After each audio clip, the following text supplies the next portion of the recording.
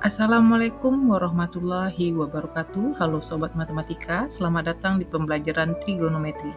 Pada video ini kita akan membahas topik yang sangat penting, yaitu perbandingan trigonometri, lengkap dengan konsep dasar dan aplikasinya dalam kehidupan sehari-hari.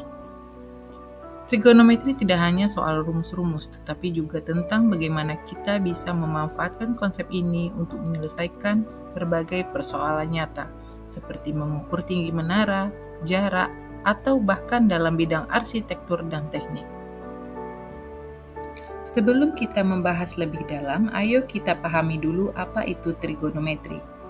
Trigonometri adalah cabang dari matematika yang mempelajari hubungan antara sudut dan sisi dalam sebuah segitiga, terutama segitiga siku-siku. Kata trigonometri sendiri berasal dari bahasa Yunani, yaitu trigonon, yang berarti tiga sudut, dan metron yang berarti mengukur.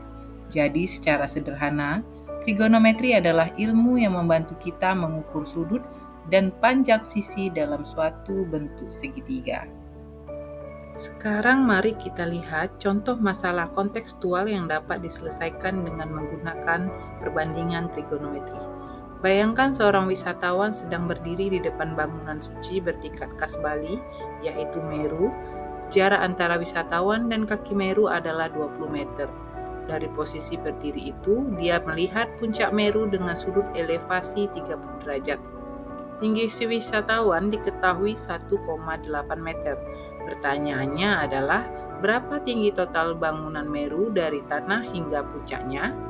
Nah, permasalahan seperti ini dapat kita selesaikan dengan menggunakan konsep trigonometri. Sebelum kita membahas tentang rumus trigonometri, penting untuk memahami dulu penamaan sisi-sisi dalam segitiga siku-siku.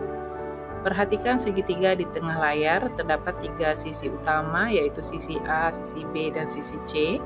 Sisi A adalah sisi depan, yaitu sisi yang tepat berada di seberang sudut yang sedang kita ukur. Kemudian sisi B adalah sisi samping, yaitu sisi yang bersebelahan langsung dengan sudut yang diukur. Yang ketiga, sisi C adalah hipotenusa, yaitu sisi paling panjang dalam segitiga siku-siku dan selalu berhadapan dengan sudut siku-siku. Pengetahuan ini akan sangat membantu saat kita menggunakan fungsi trigonometri seperti sinus, kosinus, dan tangen. Setelah kita memahami penamaan sisi pada segitiga siku-siku, sekarang kita masuk ke inti materi perbandingan trigonometri. Dalam trigonometri kita menggunakan tiga fungsi utama, yaitu tangen, sinus, dan kosinus. Tangen sudut alfa ditulis sebagai tan alfa adalah perbandingan antara sisi depan dan sisi samping sudut. Jadi tan alfa sama dengan A per B. Sinus sudut alfa atau sin alfa merupakan perbandingan antara sisi depan sudut dan hipotenusa. Jadi sin alfa sama dengan A per C. Sedangkan kosinus sudut alfa atau cos alfa adalah perbandingan antara sisi samping dan hipotenusa. Jadi cos alfa sama dengan B per C. Ketiga fungsi ini sangat penting dan menjadi dasar untuk menyelesaikan berbagai persoalan trigonometri. Nah, selanjutnya kamu coba tentukan perbandingan trigonometri untuk sudut betanya ya. Sekarang mari kita selesaikan masalah kontekstual yang tadi sudah kita bahas. Kita sudah tahu bahwa jarak wisatawan ke kaki Meru adalah 20 meter, sudut elevasi ke puncak adalah 30 derajat, dan tinggi wisatawan adalah 1,8 meter. Perhatikan segitiga yang terbentuk antara posisi wisatawan, puncak Meru, dan kaki bangunan.